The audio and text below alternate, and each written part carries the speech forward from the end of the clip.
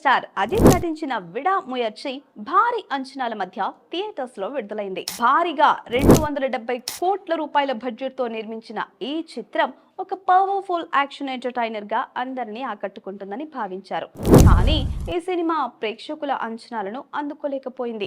కథ, నిర్మాణ వ్యయాలు, టికెట్ ధరలు, సరైన ప్రచారం లేకపోవడంతో సినిమా బాక్సాఫీస్ వద్ద ఘోర పరాజయం చవిచూసింది. చివరికి ఈ చిత్రం 100 కోట్ల రూపాయలకు పైగా నష్టాన్ని చవిచూసి తమిళ సినీ చరిత్రలో అతిపెద్ద ఫ్లాప్లలో ఒకటిగా నిలిచిపోయింది. ఈ సినిమా ఓటమికి చాలా కారణాలే ఉన్నాయి. విడాముయర్చి సినిమాను నిర్మించిన లైకా ప్రొడక్షన్స్ చాలా ఖర్చు చేసింది. ఇందులో పెద్ద మొత్తం స్టార్ కాస్టింగ్ కే వెళ్ళిపోయింది.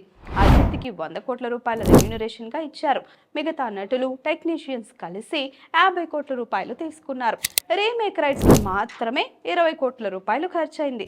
ఇక కలెక్షన్ విషయానికి వస్తే సినిమా మొత్తంగా 170 కోట్ల రూపాయలు మాత్రమే సంపాదించగలిగింది.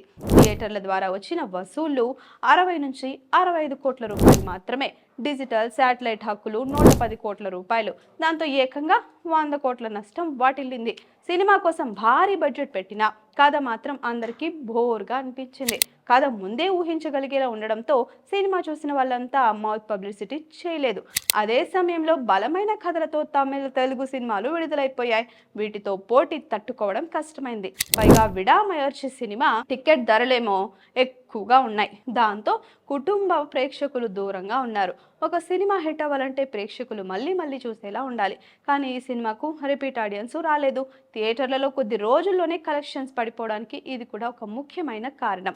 కానీ ఈ రోజుల్లో కేవలం స్టార్ పవర్తో సినిమాలు నడిచే రోజులు పోయాయి.